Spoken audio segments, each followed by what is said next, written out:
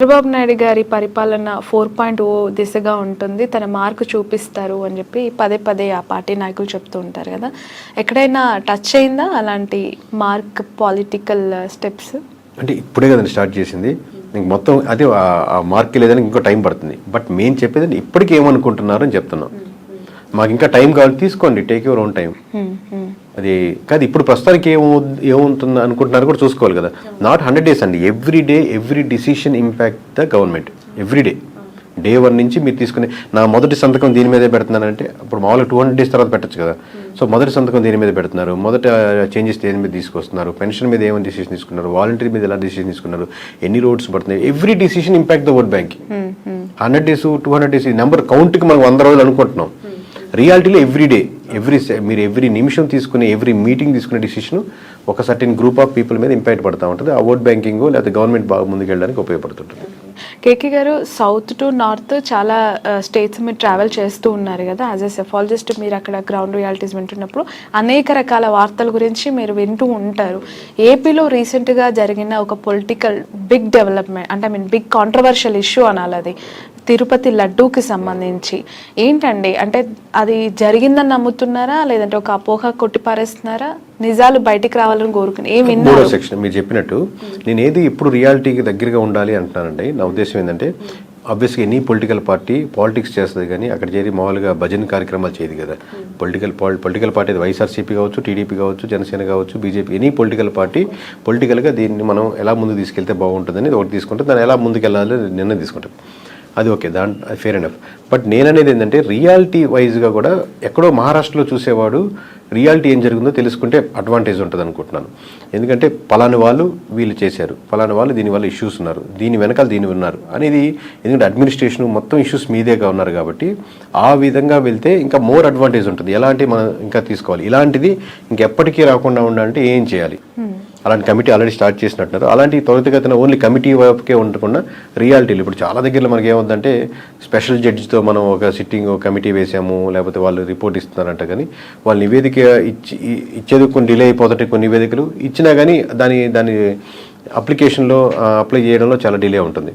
అలా కాకుండా ఇంకెప్పటికీ ఇలాంటి ఇష్యూస్ జరగకుండా ఉండేదానికి ఎంత స్ట్రెంథన్ చేస్తే బాగుంటుంది అనేది కార్యరూపంలో నిజాయితీకి దగ్గరగా ఉంటే బాగుంటుంది. తప్పు జరిగింది, అది నిజాలు బయటికి రావాలని కోరుకోవడం ఓకే, కానీ అంటే అధికారం కోల్పోయిన ప్రతిపక్ష పార్టీనే చేసింది అని చెప్పి ఒక ఆరోపణ చేయటం వల్ల ఇందులో నష్టపోయింది ఎవరు అని మీకు కనిపిస్తుంది? లైక్ అంటే అక్కడ ఉన్న ప్రతిష్ట దెబ్బతింది అనుకుంటున్నారా, లేదంటే వీళ్ళకు పొలిటికల్గా కొంత ఫెచింగ్ పాయింట్ లా కనిపిస్తుందా, ప్రతిపక్షంకి నెగిటివ్ అయింది? అంటే ఇది రెండు యాంగిల్స్ అండి. ఒకటి, మనకు ఎక్కడైనా ఒక ఇష్యూ జరిగిందంటే అది మనం దానికి సంబంధించినటువంటి టీటీడీ కానీ ఇది బోర్డు, మనం ఎవరికి రెస్పాన్సిబుల్, ప్రజలకి రెస్పాన్సిబుల్గా ఉన్నాం కదా టీటీడీ సంస్థ. సో టీటీడీ ఖచ్చితంగా వాళ్ళకి చెప్పాలి కదా అనేది ఒక టైప్ ఆఫ్ ఆర్గ్యుమెంట్.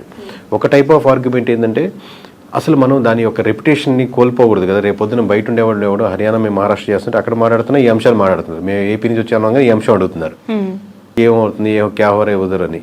సో అక్కడ ఉన్న రెప్యుటేషన్ కూడా ఇంపార్టెంట్ కదని దీన్ని ఎక్కడో దగ్గర బ్యాలెన్స్డ్గా తీసుకోవాలి. బయట ఉండేవాడు ఒక స్టాండ్ తీసుకోవచ్చు, చెప్పాలి ఖచ్చితంగా అందరు ప్రజలకు తెలియకపోతే ఎలా అనే ఒక స్టాండ్ ఉంటుంది, అసలు చెప్పకూడదు బయటికి వెళ్ళిపోతే ఎలా అని. బట్ ఓవరాల్ రియాలిటీ ఏంటంటే ఎక్కడో దీన్ని బ్యాలెన్స్ చేసుకొని మనకు కావాలనుకునేది ఏంటంటే ఆ రెప్యుటేషన్ పెంచుకుంటూ ఇలాంటి ఎక్కడ రిపీట్ కాకుండా ఎంతవరకు చెప్పాలో ఎంతవరకు చెప్పకూడదు నిర్ణయాలు తీసుకొని రియాలిటీకి దగ్గరగా ఉండాలి అంటున్నాను నేను. ఓకే, సో ఖచ్చితంగా మొన్న లడ్డూ ఇష్యూ అయితే కొంత ఇంపాక్ట్ చూపించింది అంటారు? 100%. ఎందుకంటే ఇప్పుడు మిగతా అంశాలు ఏవీ లేవు, ఓన్లీ లడ్డు అంశమే రాష్ట్రంలో మొత్తం మీద హాట్ టాపిక్ అయి డిస్కస్ చేసుకుంటారు కదా. సో ఆబ్వియస్లీ అది ఇంపాక్ట్ చూపించి రాష్ట్రంలోనే దేశంలో భక్తులు సో కాళ్ళు మనకు వెంకటేశ్వర స్వామి నమ్ముకున్న భక్తులు కానీ లేదా దాన్ని అబ్జర్వ్ చేస్తున్న వాళ్ళు కానీ. బీజేపీకి సంబంధించి 1 more క్వశ్చన్ అండి. ఇప్పుడు ఏపీలో కూటమిలో భాగస్వాములు అయ్యారు, పోటీ చేశారు, కొన్ని గెలుచుకున్నారు సీట్లు. తెలంగాణ విషయానికి వస్తే ఇక్కడ కూడా 8 ఎంపీ ఎమ్మెల్యేలు, ఒక ఎమ్మెల్సీ, ఒక ఆర్ఎస్ తీసుకున్నారు. ఓకే, అక్కడ లడ్డూ విషయంలో ఎక్కువగా రియాక్ట్ అయ్యింది ఒకరు జనసేన నుంచి పవన్ కళ్యాణ్ గారు అయితే, మరొకరు బీజేపీ పార్టీ యువమోర్చా అవ్వచ్చు, లేదంటే అనుబంధ సంఘాలు కావచ్చు, బీజేపీ యువ నాయకులు కావచ్చు రియాక్ట్ అయ్యారు. జగన్ గారి ఇంటి మీద కలర్స్ వేయడం కానీ, ధర్నాలు చేయడం కానీ, రాకుండా అడ్డుకుంటామని వార్నింగ్లు ఇవ్వడం కానీ. ఇక్కడున్న హైదరాబాద్ ఎంపీ క్యాండిడేట్ కూడా తిరుపతికి వెళ్ళి ఆవిడ అక్కడ ధర్నా చేస్తాను, అడ్డుకుంటాను జగన్ గారిని అని చెప్పి వార్నింగ్ ఇచ్చే పరిస్థితి. అదే బీజేపీ ఇక్కడ హైడ్రా విషయంలో బాధితుల తరపున మాట్లాడడం కానీ, ఫైట్ చేయడం కానీ, కాంగ్రెస్ గవర్నమెంట్ని ఆ స్థాయిలో ప్రశ్నించడం కానీ, ఎదిరించడం కానీ చేయలేదు అనే ఒక భావన. అంటే జస్ట్ ఒక హిందుత్వ దేవుళ్ళకి సంబంధించి మతానికి సంబంధించి సనాతన ధర్మానికి సంబంధించి దాంట్లో చూపించే ఒక యాక్టివ్నెస్ అనేది మిగతా విషయాల్లో చూపించట్లేదు అనేది. అదే కదండి మామూలుగా ఇప్పుడు ఇక్కడ పాయింట్ ఏంటంటే మనం ఇంటర్వ్యూలో స్టార్టింగ్ చెప్పినట్టు కోర్ బీజేపీకి ఉన్న ఓట్ బ్యాంకింగ్ అదే వచ్చిన ఫిలాసఫీ ఇప్పటికీ కూడా ఇన్ని ఇయర్స్ తర్వాత కూడా మతానికే ఓట్లు పడతాయని నమ్ముతున్నారా? అలానే నమ్మాలని అంటే ఓట్ బ్యాంకింగ్ ఉంటుంది. మీకు చెప్పిందండి ఆ కరువు రావడం కష్టం, దానికంటూ ఒక ఉన్న ఓట్ బ్యాంకింగ్ దానికి ఉంటుంది. బట్ మీకు గెలవాలంటే కావాల్సిన కరువు ఎక్స్ట్రా అదొక్కటే సరిపోదు కదా. మీకు ఫుల్ మీల్స్ లాగా అన్నీ ఉన్నట్టు ఒక్కొక్క దానికి ఒక్కొక్క ఓట్ బ్యాంకింగ్, దానికి ఉన్న ఓట్ బ్యాంకింగ్ దానికి అడ్వాంటేజ్ అవుద్ది. బట్ ఎక్స్ట్రా ఓట్ బ్యాంకింగ్ రావాలంటే మీరు చెప్పినట్టు ఈ బీజేపీ అనేది not only this issue, other issues మతం రిలేటెడ్ కాకుండా మిగతా ఇష్యూస్ కూడా దాన్ని ప్రొటెక్ట్ చేస్తుంది, దాన్ని స్ట్రాంగ్గా డిఫెండ్ అవుతుంది, దానిగా నిలబడుతుందని ప్రజలు బలంగా నమ్మితే ఆ కరువు తీసుకోగలుగుతారు. లేదంటే మీకు ఇప్పుడు నార్త్లో ఎందుకు మనంత గంటాపదంగా చెప్పగలుగుతున్నాం, రానున్న అన్ని ఎలక్షన్స్లో ఎందుకు ఓడిపోతుందంటే ఆ కరువు తీసుకోలేకపోతుంది, మిగతా ఇష్యూస్ మీద అంత స్ట్రాంగ్ కాన్సన్ట్రేషన్ చేయలేకపోతుంది. ఎక్కడో ట్యాక్స్ కానీ, అన్ఎంప్లాయ్మెంట్ కానీ, లేకపోతే ఫార్మర్స్ కానీ, ఇక్కడెక్కడో లేదా కొంత గ్రూప్ ఆఫ్ పర్సన్స్కి బెనిఫిట్ చేయడం కానీ, ఇక్కడ ప్రజలు దాన్ని బలంగా నమ్ముతున్నారు. సో దానికి అనుగుణంగానే బీజేపీ నడుచుకుంటుంది, అలాగే ఉంటుంది అన్నప్పుడు ఏంటంటే ఇంక ఎక్స్ట్రా మైలేజ్ రాదు. సో మీరు చెప్పినట్టు టీటీడీలో ఇష్యూస్ వచ్చింది, మాట్లాడండి, సనాతన ధర్మం గురించి నిలబడండి, తప్పులేదు. At the same time other issues కూడా మీరు ప్రొజెక్ట్ చేయగలిగితే అది అడ్వాంటేజ్ అవుతుంది. మిగతా వాళ్ళు BJP is working in 360 degrees అనేది భావన వస్తే ఎక్కువ ఓట్ బ్యాంకింగ్ మీకు షిఫ్ట్ అవుతుంది. 21 స్ట్రైక్ రేట్ తో విన్ అయిన జనసేన పార్టీ చీఫ్ పవన్ కళ్యాణ్ గారు తీసుకుంటున్న స్టెప్స్ కేవలం బీజేపీ కోసమే పనిచేస్తున్నాయి, బీజేపీకి జనసేన ఒక బి టీం అనే ఆరోపణలు అతని మీద మొన్న చేసిన దీక్షలు అవ్వచ్చు, ఆ ప్రాయశ్చిత్త దీక్షలు అవ్వచ్చు, ఇవన్నీ చూస్తున్నప్పుడు కామన్ పీపుల్ని చూస్తూ ఉంది. నిజంగానే అతను సనాతన ధర్మం కోసం పోరాడడం అంతవరకు ఓకే, కానీ బీజేపీ సిద్ధాంతాలు వాళ్ళ లైన్ ఎలా ఉందో ఏపీలో ఉన్న పవన్ కళ్యాణ్ గారి లైన్ అలానే ఉందనే ఆరోపణలు అవి ఎంతవరకు కరెక్ట్ అంటారు? ఆ పార్టీకి మైలేజ్ చేకూరుస్తాయంటారా? అంటే మీకు మ్యాథ్స్లో చిన్నప్పుడు ఇంటర్సెక్షన్స్ యూనియన్స్ అవి చూస్తుంటాం లేదో, అంటే 2 సర్కిల్ ఉంటాయి కామన్గా, ఇట్లా 2 సెక్షన్లు ఇంటర్సెక్షన్ అనుకోండి. కామన్గా ఇప్పుడు పవన్ కళ్యాణ్ గారి ఓట్ బ్యాంకింగ్లో ఇంటర్సెక్షన్ ఓట్ బ్యాంకింగ్ ఉంటుంది. అంటే అది పవన్ కళ్యాణ్ గారిని నమ్మేవాళ్ళు, అట్ ది సేమ్ టైం బీజేపీని నమ్మేవాళ్ళు, సిద్ధాంతపరంగా ఇద్దరు కామన్గా ఉండాలనుకునేవాళ్ళు. అలా కూడా కోర్గా పవన్ కళ్యాణ్ గారికి ఇంకో సెపరేట్ ఓట్ బ్యాంకింగ్ ఉంటుంది. ఆ ఓట్ బ్యాంకింగ్ ఉన్న వాళ్ళకి ఈ కోర్గా ఈ సర్కిల్ ఇంటర్సెక్షన్లోనే ఉన్న ఓట్ బ్యాంకింగ్కి కొంచెం వేరియేషన్స్ ఉంటుంది. ఇప్పుడు కామన్గా ఉన్న ఓట్ బ్యాంకింగ్ వరకు ఓకే, బట్ సెపరేట్గా పవన్ కళ్యాణ్ గారికి యూనిక్ బేస్డ్ ఓట్ బ్యాంక్, అది క్రిస్టియన్స్ ఉంటారు, ముస్లిమ్స్ ఉంటారు, డెవలప్ చేయాలని ఉంటారు. వాళ్ళకి ఏంటంటే ఈ ఇమేజ్ ఎక్కువ బిల్డ్ అయ్యే కొద్దీ ఓట్ బ్యాంకింగ్ పరంగా ఇట్టే వెళ్తున్నారు వెళ్ళే కొద్దీ వీరికి డిఫరెన్షియేటర్స్ ఉంటుంది, ఆబ్వియస్గా లూజ్ అవుతూ ఉంటారు. అంటే యూనిక్ పాలిటిక్స్ ఎక్స్పెక్ట్ చేస్తారు. ఆబ్వియస్గా టీడీపీ చేస్తున్నా లేదా వైఎస్ఆర్సీపీ చేస్తున్న ఓట్ బ్యాంకింగ్తో పోలిస్తే జనసేనలో కొంత గ్రూప్ ఏంటంటే ఇది కొత్త రాజకీయాలకు మార్పు తీసుకొస్తుంది, జీరో పాలిటిక్స్ వైపు చూడండి. అట్లాగా జీరో పాలిటిక్స్ అంటే డబ్బులు అది కాదు, ఖర్చు పెట్టే డబ్బులు ఇచ్చేది కాకుండా మామూలుగా రైట్ పీపుల్కి ఏం కోరుకుంటారు అలాంటి పాలిటిక్స్ మీదే చేస్తుంది. అలాంటిదే జనసేన ముందుకు తీసుకెళ్తుంది అన్న ఆ ఓట్ బ్యాంకింగ్ పర్స్పెక్టివ్ ఉన్న ఓట్ బ్యాంకింగ్ మటుకు ఎఫెక్ట్ పడుతుంది.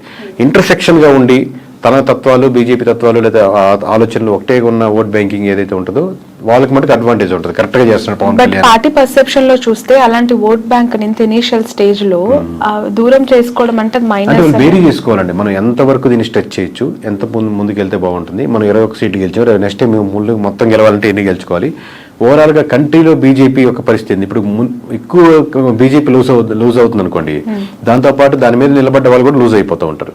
సో ఎప్పుడు ఏ స్టాండ్ తీసుకోవాలి, ఎలా వెళ్తే బాగుంటుంది, ఎంత దూరం వెళ్తే బాగుంటుంది, ఏ ఇష్యూని ఎంతవరకు స్ట్రెచ్ చేయాలనేది చాలా జాగ్రత్తగా, ఎలాంటి అందులో సెన్సిటివ్ టాపిక్స్ వచ్చినప్పుడు చాలా జాగ్రత్తగా హ్యాండిల్ చేయాల్సి వస్తుంది any political party. Okay, political parties ని ఫ్లోట్ చేసే సినిమా హీరోస్ యొక్క పొలిటికల్ సస్టైనిటీ ఎంతవరకు ఉంటుందంటారు? ఇక్కడ ఏపీలో పవన్ కళ్యాణ్ గారిది మనం చూసాము, ఆఫ్టర్ ఆల్మోస్ట్ 14.5 years తనకు ఒక మంచి విక్టరీ వచ్చేసింది.